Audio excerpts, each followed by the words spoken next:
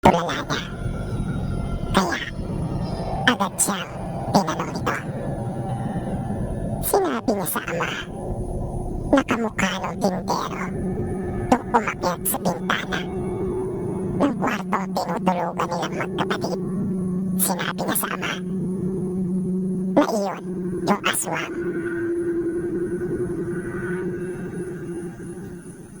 Kaya para sa kaligtasan ng mga anak ay iniwasan nilang dumaan pa doon. Pero ang nanay nila Homer ay sinadyang puntahan ang pwesto nito at buong tapang na hinarap ng lalaki. Kaya napasunod na rin sila ng kanilang ama na nung una ay nagpanggap ang nanay nila na bibili ng paninda ng lalaki. Pero nang makuha na niya ang atensyon nito ay doon na niya sinimulang sitahin at pagsabihan ito na nang kanya munang tanongin kung taga saan ito ay natigilan ang lalaki at tila ipinagtaka iyon. Nasa halip sagutin ang tanong ay pabulyaw din ito nagtanong kung bakit niya gustong malaman. Bakit daw niya inaalam kung taga saan siya. Dahil doon ay lalong nag-init ang kanilang ina. Lumabas na ang tunay na ugali nito. Noon palang nakita nila Homer na magalit ang ganon ang kanilang ina. Napakatapang pala nito. Dahil umiral na rin siguro ang pagiging ina nito. Nagagawin lahat para maprotektahan ang mga anak sa kanino man o kung saan man. Binalaan nito yung lalaki pero hindi naman ito nagpasinda at pinagbantaan din siya. Kung kaya, pati ang kanilang ama ay sumali na rin sa usapan. Dahil hindi niya nagustuhan yung mga sinalita ng lalaking pagbabanta sa kanyang pamilya. Na sa pagtaas ng kanyang boses ay natawag ang atensyon ng mga taong naroon sa malapit. At tila nagkaroon na ng kaunting komosyon. Dahil hindi nag-iisa yung lalaki na naroon din pala ang ilang mga kaanak nito. At di hamak na mas marami sila. Na nang magsimula ng umalma ang mga ito at lalapasin na sila ay biglang may pumagit na isang matandang lalaki. At tila nakakita ng multo ang mga ito at nagulat na napaatras. Hindi na nila itinuloy pa ang masamang balak sa pamilya nila Homer. Sinabi sa kanila ng matanda na mahina umano ang kanilang mga pang-amoy. Na hindi umano sila marunong mangilala. Pagpapatuloy ng matanda, matuto daw silang lumugar at kilalanin munang mabuti ang babanggain.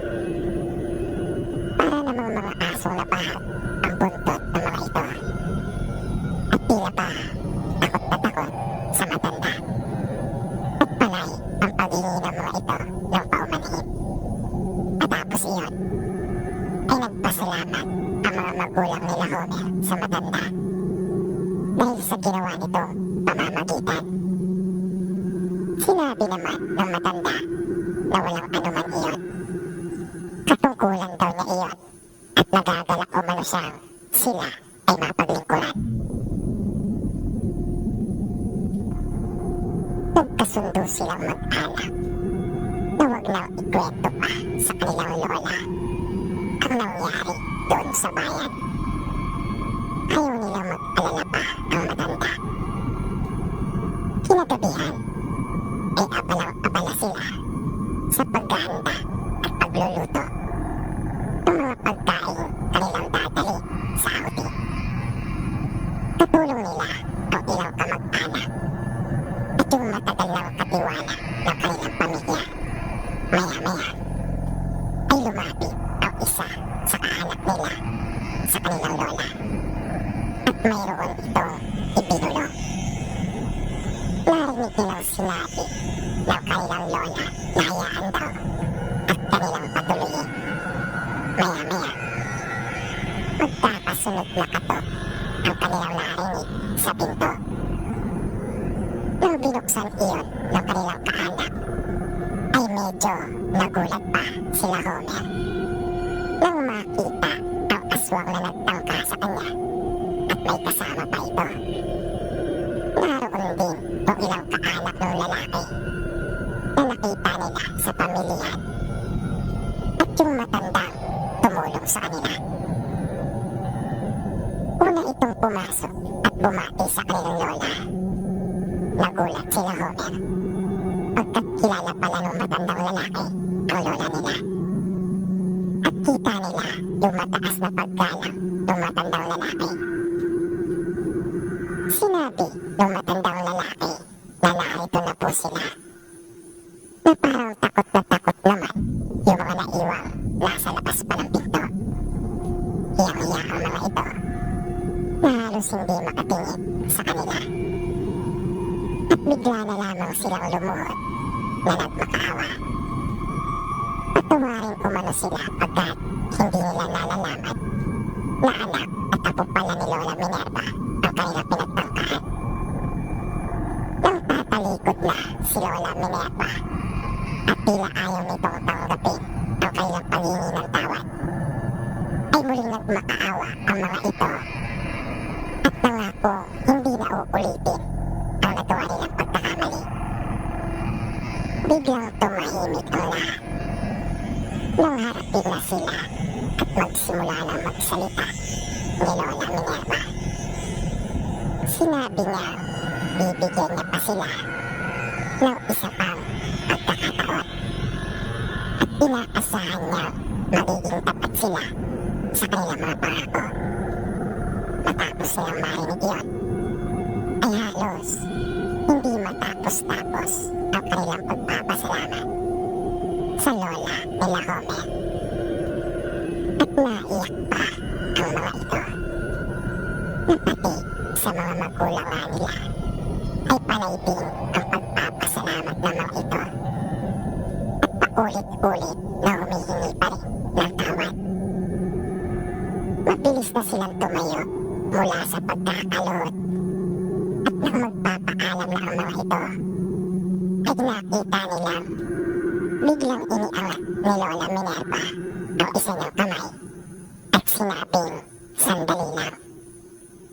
Pinigilan sila nito at lumapit sa kanila na para sila mga makahiya na bawat madaanan ng kanilang lola ay umiiwas at tumitiklop ang mga ito. Maya-maya ay bigla na lamang napahiyaw yung lalaking nagtangka kay Homer at habol hiningang bumagsak ito sa sahig na napasuka pa ng dugo. Muling inulit ni Lola Minerva sa kanila na ayaw na niyang mapapalitaan may pinagtangkaan pa silang sinumang tao.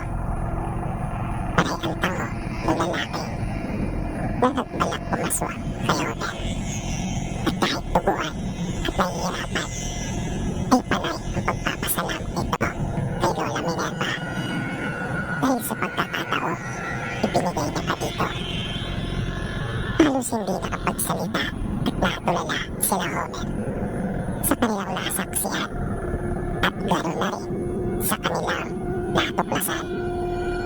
May lahi silang aswang at ang lola nila ang kinikilala ng mga ito.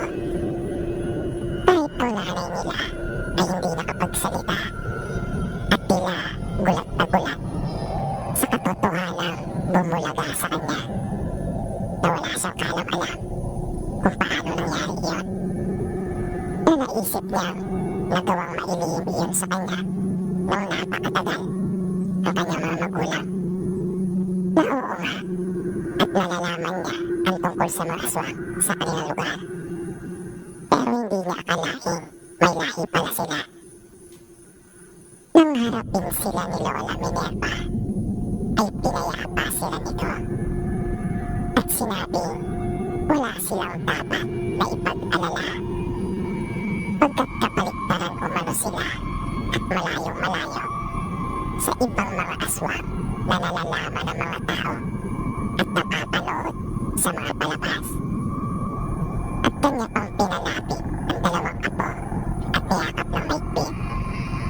Sinabi nito, mahal na mahal niya sila at walang sino mang makakapanakit sa kanila pagkat hindi niya iyon papayagang mangyari. Gumanti naman ng mahigpit na yakap silang magkapatid sa kanilang lola.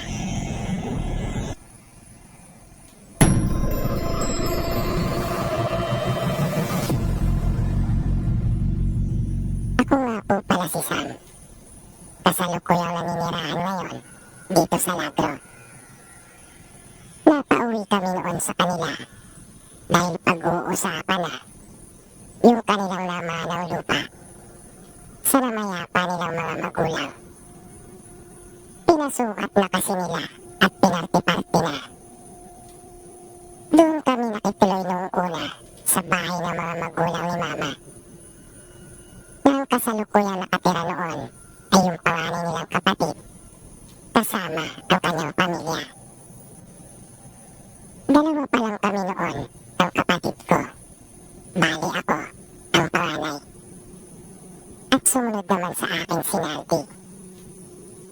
14 anyos ako noong mga panahon iyon. Habang ang kapatid ko naman ay 12. Nang dumating kami doon sa probinsya nila Mama, ay maayos naman ang lahat. At masaya pa nga kaming pareho ng kapatid ko. Dahil iyon yung unang pagkakataon na nakarating kami sa malayong lugar.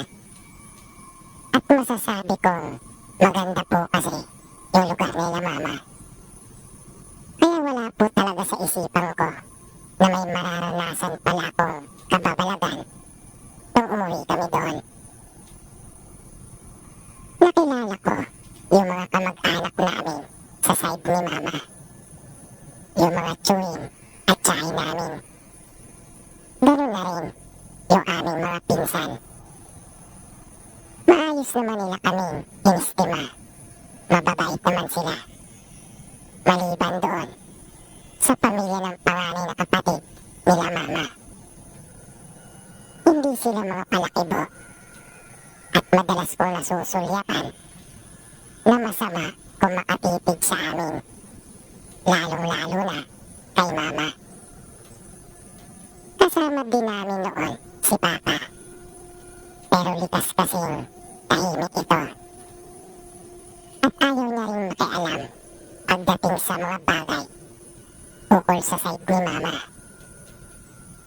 Nung ikalawang gabi namin doon ay natatandaan kong maaga kaming kumain ng hapunan at pagkatapos ay nagpahinga lang sandali na nagkwentuhan kaming mag-anak.